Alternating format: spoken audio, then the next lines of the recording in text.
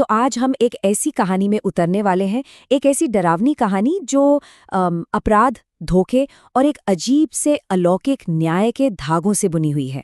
तो चलिए इस रहस्यमयी रात की तह तक चलते हैं। कहानी शुरू होती है बिल्कुल बीच से। आधी रात का सन्नाटा है और अचानक एक घबराई हुई आवाज इस खामोशी को चीर देती है। ये आवाज रामलाल की थी, जो किसी मदद के लिए पुकार रहा है। और जैसे ही माधव दरवाजा खोलता है ना, तो सामने कौन खड़ा है? उसका दोस्त रामलाल।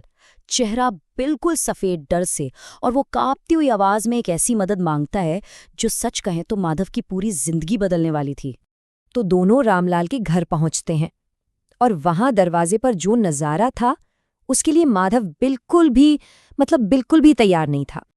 अब रामलाल लड़खड़ाती हुई जुबान से पूरी कहानी बताता है कि कैसे एक कोई अनजान बूढ़ा आदमी आया, उसने पानी मांगा और फिर अचानक गिरकर मर गया। वो खुद को ऐसे दिखा रहा था जैसे जैसे वो तो बिल्कुल बेकसूर है, बस गलत टाइम पर गलत जगह फंस गया। अब देखिए कानून का चक्कर और दोस्ती। यहाँ डर दोस्ती पर भारी पड़ गया। माधव ना चाहते हुए भी एक बहुत ही खतरनाक प्लान के लिए हाँ कह देता है। उसे जरा भी अंदाजा नहीं था कि इसका अंजाम क्या होगा। लेकिन इससे पहले कि वो दोनों उस लाश को हाथ भी लगा पाते, कहानी में एक ऐसा ट्विस्ट आता है जिसकी उन्होंने कल्पना भी नहीं की थी। कुछ अलौकिक। उन्होंने सिर्फ बस एक पल के लिए अपनी नजर हटाई, और जब वो वापस मुड़े तो जो उन्होंने देखा, या यूं कहें कि जो नहीं देखा, उससे उनके पैरों तले से जमीन ही खिसक गई। लाश गायब थी, बस गायब हो चुकी थी, जैसे हवा में घुल गई हो, जैसे कभी वहां थी ही नहीं। दोनों दोस्त बस हक्के बक्के एक दूसरे को देखते रह गए। और फिर कहानी और भी अजीब हो जाती है।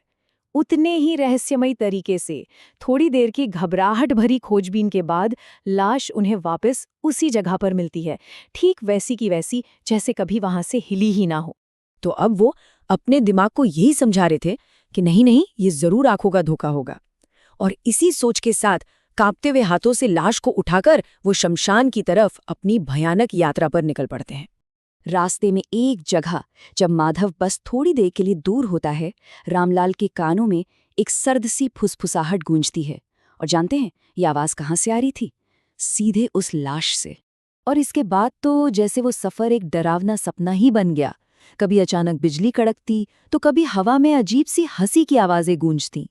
हर पल बस उनका डर बढ़ता ही जा रहा था। लेकिन सबसे अजीब बात पता है क्या थी? ये सब कुछ सिर्फ रामलाल महसूस कर रहा था। माधव को कुछ भी अजीब नहीं लग रहा था।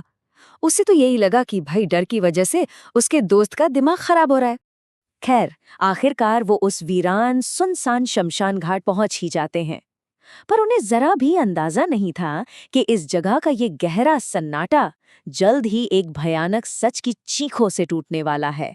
वहां शमशान के उस घने अंधेरे में लाश खुद ब खुद उठकर बैठ जाती है। अब ये बिल्कुल साफ था, ये कोई वहम नहीं था। और जैसे ही माधव चिता को आग देने के लिए आगे बढ़ता है, वो लाश फिर से उठ खड़ी होती है। उसकी बंद आंखें खुलती हैं, जिनमें सिर्फ नफरत की आग थी। और फिर वो बोलता है, एक ऐसा सच जो सब कुछ पलट कर रख देता है। अब जरा सोचिए, रामलाल की कहानी और उस भूत की बताई सच्चाई में जमीन आसमान का फर्क था। एक तरफ था मासूमियत का नाटक, और दूसरी तरफ लालच, लूट और हत्या का एक घिनौना सच। अब जब सच सामने आ गया, तो माधव के सामने एक भयानक हकीकत थी और एक नामुमकिन सा फैसला। उसे चुनना था अपने दोस्त और इंसाफ के बीच।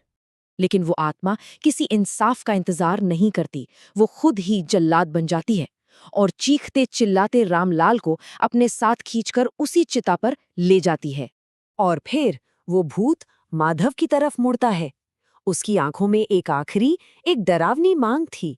एक ऐसी मांग जिसने इस पूरी कहानी का बोझ हमेशा के लिए माधव के कंधों पर डाल दिया। और माधव, वो एक फैसला लेता है।